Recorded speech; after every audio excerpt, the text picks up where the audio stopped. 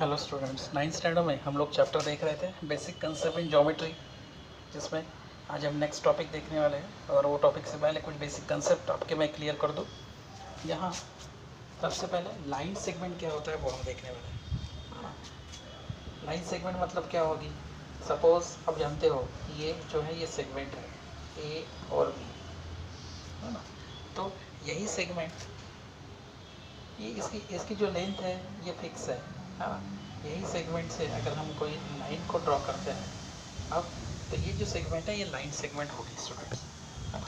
तो ये line segment को जैसे लेंथ ऑफ ए बी भी बोल सकते हैं, डिस्टेंस ऑफ ए बी भी बोल सकते हैं, इसके बीच में कॉमा देना है, या फिर इसी को भी डिस्टेंस ऑफ बी ए भी बोल सकते हैं। तो इस तरह से ये सेगमेंट लाइन सेगमेंट है। ये लाइन सेगमेंट हम लोगों ने कैसे कैलकुलेट करते हैं, बीच में डिस्टेंस कैसे कैलकुलेट करते हैं वो हम लोगों ने देखा। नेक्स्ट जो है रे ए बी। ये रे ए बी मतलब क्या होगा, जैसे सूरज है, सूरज से हमें क्या मिलती है, रोशनी मिलती है। ऐसे ही एक फिक्स पॉइंट और जिससे रेज लाइट लाइन ये निकल रही है ना। तो ये ए बी ये रे हो सकता है। ओके, इसका रे ए बी ये सोर्स पॉइंट है।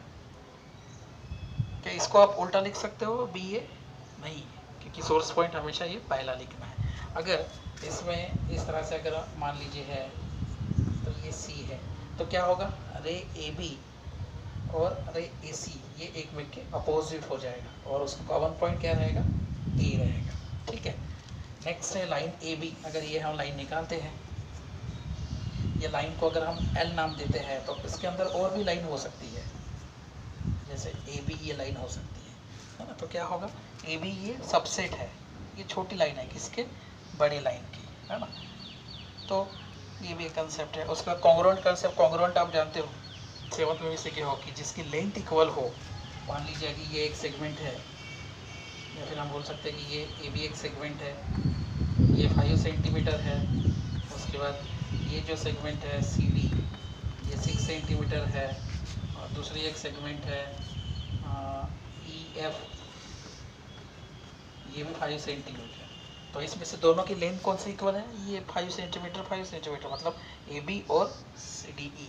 तो ये दो सेगमेंट जो है कॉन्ग्रुएंट हुई है ना। तो लिखते समय हमें सेगमेंट ए बी और सेगमेंट ई डी एफ ये दोनों कॉन्ग्रुएंट है। कॉन्ग्रुएंट का सिंबल कैसे देते हो आप जानते हो, इक्वल टू का देना है और उसके ऊपर सोया हुआ एस। तो ये कॉन्ग्रुएंट का सिंबल है। ये कॉन्ग्रुएंट है क्या, नहीं, क्योंकि उसकी लेंथ जो है इक्वल नहीं है ना।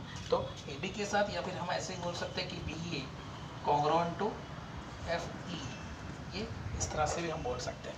नेक्स्ट जो है मिड पॉइंट। मिड पॉइंट मतलब क्या होता है, अगर ये चौक है तो ये चौक का सेंटर जो पॉइंट है ये होता है मिड पॉइंट। मतलब मिड पॉइंट अगर ये टोटल 10 सेंटीमीटर है तो मिड पॉइंट कहाँ रहेगा, 5 सेंटीमीटर पे रहेगा। जैसे मैं यहाँ एक सेगमेंट निकालता हूँ, ये है सेगमेंट ए बी और ये आपका है मिड पॉइंट। तो मिड पॉइंट होने से क्या होगा, उसके दो इक्वल पार्ट बन जाते हैं। तो अगर कोई बोलता है कि ये 3 सेंटीमीटर है तो एम बी कितना रहेगा, वो भी 3 सेंटीमीटर रहेगा। तो टोटल ए बी कितना हो जाएगा, बता सकते हो? यस, उसका डबल हो जाएगा, है ना। तो हम बोल सकते हैं कि A B is nothing but 2 times A M. ठीक है, ये मिड पॉइंट का कंसेप्ट है। कंपैरिजन मतलब कंपेयर करना। मान लीजिए अभी आप खुद ये बता सकते हो ए बी, यहाँ एक है सी डी, ये अगर 2 सेंटीमीटर है, ये 3 सेंटीमीटर है, और ये अगर मैं बोलता हूँ कि ये B C D E F ये अगर 4 सेंटीमीटर है, तो सबसे छोटी सेगमेंट कौन सी है स्टूडेंट, ए बी। उससे बड़ी कौन सी है, सी डी।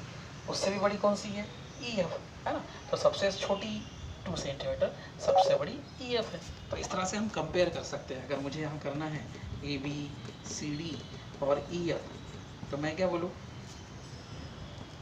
कि ई एफ सबसे बड़ी है, उससे छोटी सी डी है और सबसे छोटी ए बी है ना। तो ये स्मॉलेस्ट सेगमेंट, ये है लॉन्गेस्ट सेगमेंट। उसके बाद परपेंडिकुलर। परपेंडिकुलर क्या होता है, मान लीजिए कि जैसे ये दो चौक है, ये चौक के ऊपर मैं इस तरह से रखता हूँ, तो ये क्या होगा, परपेंडिकुलर हो गया, है ना। परपेंडिकुलर रहने से हमेशा उन दोनों के बीच का जो एंगल है, सपोज ये सेगमेंट ये अगर परपेंडिकुलर है सी और डी अगर बोलो, तो क्या होगा, उसके बीच में जो एंगल है हमेशा 90 डिग्री होता है। It is not necessary perpendicular है मतलब दोनों के लेंथ इक्वल नहीं होगी, याद रखना, वो मिड पॉइंट नहीं है।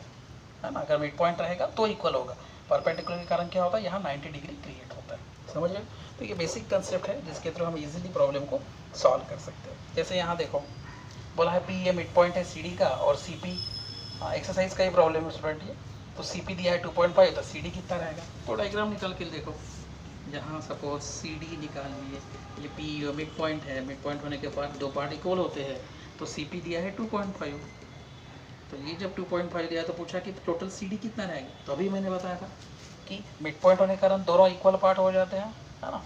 मतलब टोटल जो सी डी है, length of the C D, ये डबल हो जाएगा किससे, length of the C P से, है ना। तो 2 × 2.5 ये हो जाएगा यू, ठीक है। कुछ नहीं है उसका यूनिट, तो वहाँ यूनिट लिखेंगे। तो इस तरह से बाय मिड पॉइंट कंसेप्ट हम बोल सकते हैं। हाँ, यहाँ रीज़न डेफिनेटली मेंशन कीजिए, बाय मिड पॉइंट कंसेप्ट, ठीक है। ऐसे ही एक प्रॉब्लम यहाँ दिया हुआ है कि कोऑर्डिनेट मेंशंस किए हुए हैं। सपोज यहाँ एक्सरसाइज का ये प्रॉब्लम है कि कोऑर्डिनेट दिए हुए, ए का कोऑर्डिनेट है -3, ठीक है, बी का है 5, डी का है -7 और ई का है 9। और यहाँ पूछा है कि क्या ये सेगमेंट डी ई और ए बी, ये सेगमेंट कॉन्ग्रुएंट की है कि नहीं है। तो कॉन्ग्रुएंट है नहीं है कैसे पता चलेगा, जब हम उसको कैलकुलेट करेंगे। कैलकुलेट कैसे करते हैं, प्रीवियस क्लास में हम लोगों ने देखा था डिस्टेंस फार्मूला, मतलब डिस्टेंस के थ्रू। जैसे यहाँ सबसे पहले निकालूंगा मैं कि डी ई, डी का कोऑर्डिनेट सिंस यहाँ डी है -7 और ई है 9, तो ई जो है ये बड़ा है किससे, डी से, है ना।